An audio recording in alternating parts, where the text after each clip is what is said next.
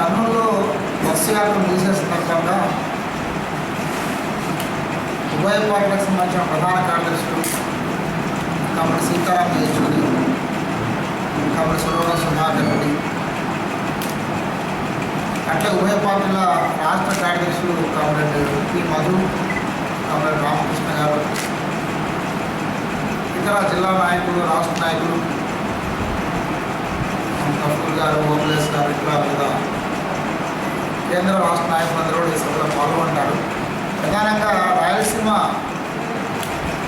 వెనకబడ్డదని చెప్పేసి అందరూ అంగీకరిస్తూ ఉన్నారు. వెనకబడ్డదిగా అంగీకరించడం వరకు అందరికీ ఏకాభిప్రాయం ఉంది. వెనకబడ్డ ఈ రాయలసీమ అభివృద్ధి చేయడం ఎట్లా, దాన్ని అనుసరించాల్సిన పద్ధతులు ఏంటి,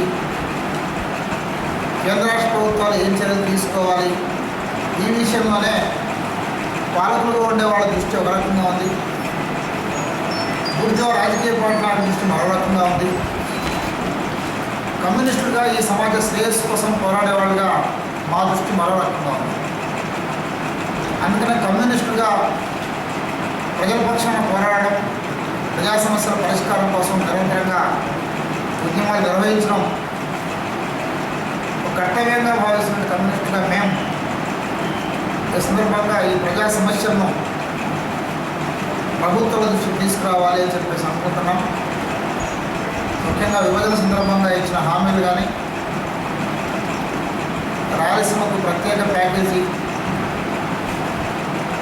విషయం కానీ, ఈ జిల్లా అభివృద్ధికి ముఖ్యమంత్రి గారు ఆగస్టు 15, 2014 ఇచ్చిన హామీలు కానీ, ఇవన్నీ కూడా మాటలకే పరిమితం అయ్యాయి. ఇక్కడ ముఖ్యమంత్రి చంద్రబాబు అయినా, అక్కడ ప్రధాని నరేంద్ర మోడీ అయినా ఇద్దరు మాటలు ఫోటోలు దాటిస్తున్నారు, అడుగు మాత్రం గడప దాటట్లేదు. మాటలన్నీ రాయలసీమ ప్రాంతానికి, నిధులన్నీ రాజధాని ప్రాంతానికి తరలిస్తున్న ఒక అన్యాయం సాగుతూ ఉంది. ఈ అన్యాయం నిలదీద్దాం. సమావేశం సిపిఐ పార్టీ అడిగండి. డివిజన్లో అన్ని డివిజన్లో పట్టాలు కూడా ప్రారంభించడం జరిగింది. చోట్లూరు, ఆత్మూరు,